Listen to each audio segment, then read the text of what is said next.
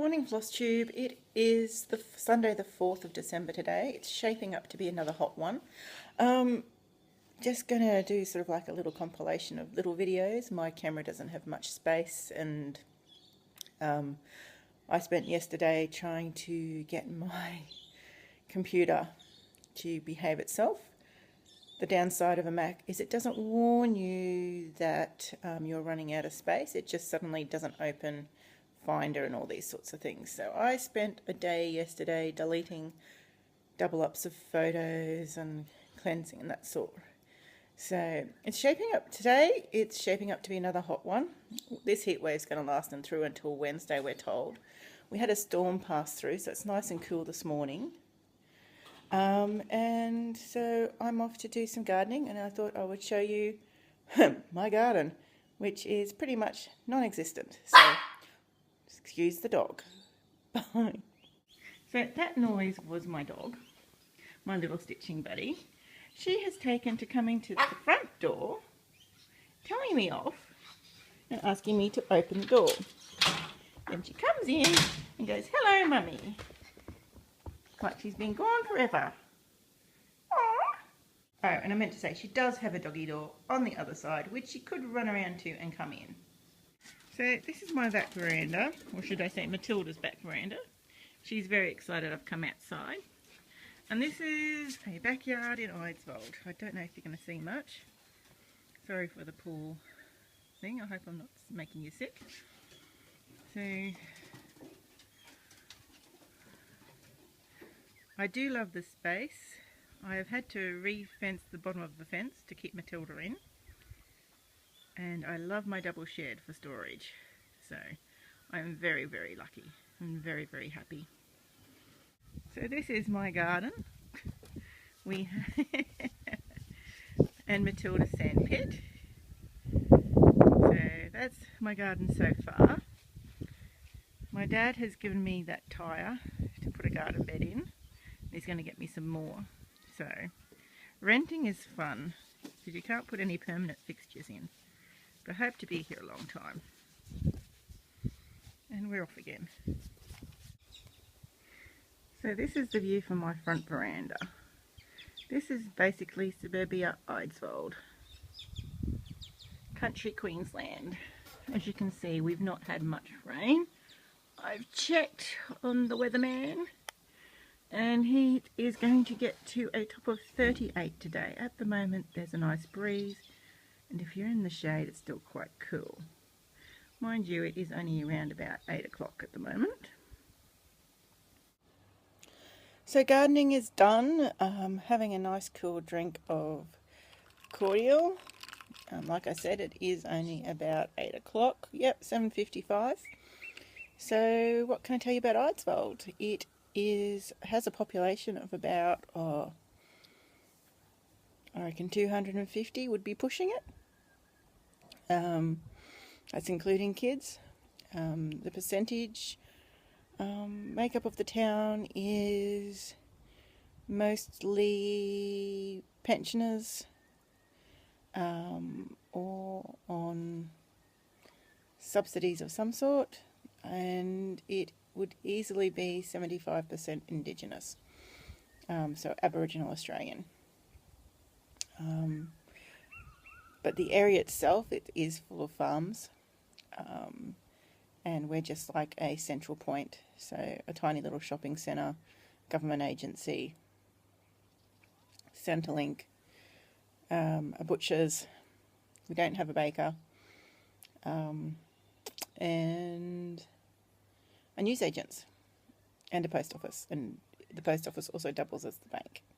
So that is a small country town in Australia. So I can't remember if I mentioned, Eidsvold is 2 hours away from Bundaberg if you go the back way.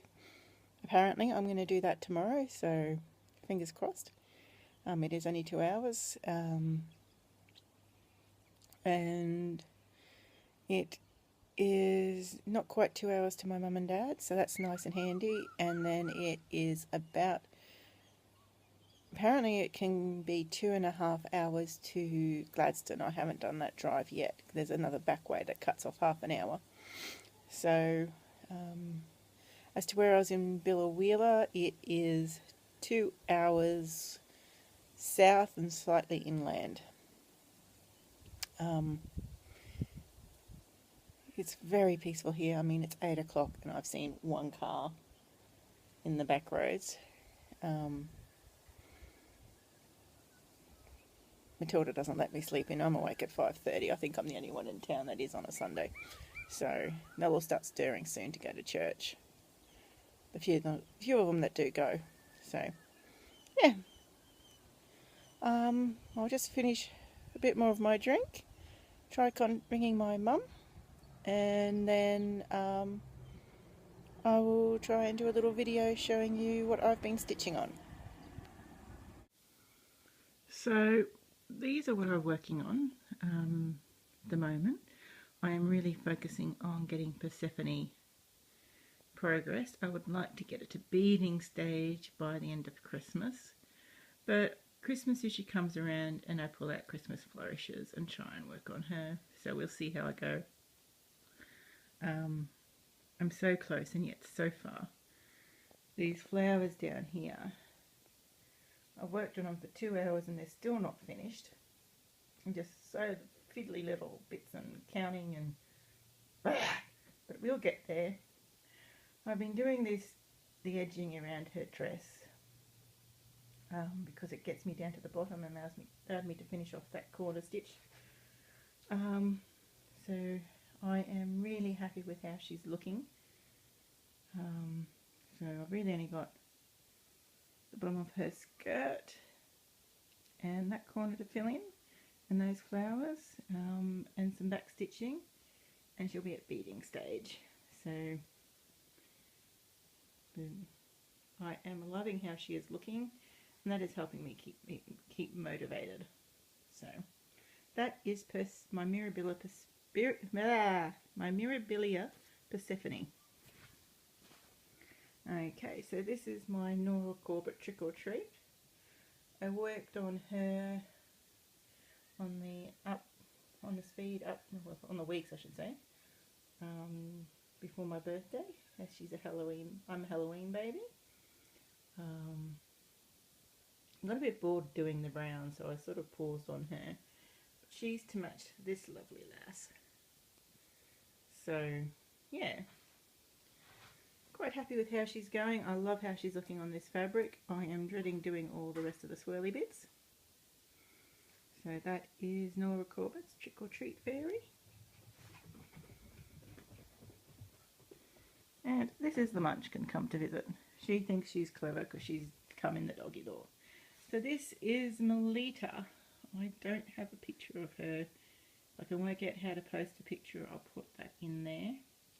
I finished a page. So that's the first page finish. That's the second page finish. So I do the columns downwards for each page edge when I grid, and then I slowly add in my lines. The thread I use is reusable, so I'm sort of going to try and work my way, I suppose, almost on a bit of a diagonal so I can finish off a line and move it down. But I am running out of this and I don't know if I can get more. And the whole thing doesn't need to be gridded. I don't work on all over. So that is Melita. So I don't know if you can, the light's well enough, you can see that her headdress is starting to take shape. My next one. So now they're my whips that I've been working on and focusing on. These are my birthday new starts. It was my birthday and I'm trying not to spend money yet on patterns. It's really hard because there's so many nice things out there. So my first start is Tatiana, Queen of the Fairies. See if I can get it without too much glare. Will it focus? So she is lovely. This is the fabric I'm going to use.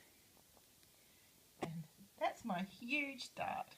As you can see, I'm doing white after doing all the white on Persephone. Yeah, that was a bit of a struggle, but I've started. That's what counts. So my next one is Bluebeard's Princess. I've decided I need to do a Mirabilia fair mermaid start, seeing as I haven't done a mermaid in a little while. And after doing the skirt, I need to do something easier like a tail. And this is my start. A lot more progress. I've really been enjoying working on her and getting her tail done. I need to do a thread order. And I also wanted to raid my threads for Persephone. And I decided that I needed to finish Persephone before I could raid the threads. So, having said that, I'm going to Bundaberg tomorrow, so I can see myself just doing a threads shop. So, the next little start was Steampunk Fairy. This picture is actually the reverse of how she is actually stitched. She faces actually the other way. She faces that way. I don't know how I managed to flip her, but I have. And that is my huge start. So, but she's only small. She's only like four pages, I think. Oh, right. 1, 2, 3, 4, 5. Alright, page 3. Page 4. Maybe she's 6 pages. Oh no, she's a bit longer. She's 9 pages. So that's 3, I think it's 3 rows of 3. So she should be really, hopefully, yeah, I'll make better progress on her as she's so small. She might be my first Heaven and Earth finish. So these are the 3 pieces I've prepped for framing. So there's Rudolph. There is, oh I can't remember which one this one is. This one. So I gave Rudolph to Mum last year unframed, and this is the other one. And then I would like to get Peony done for me.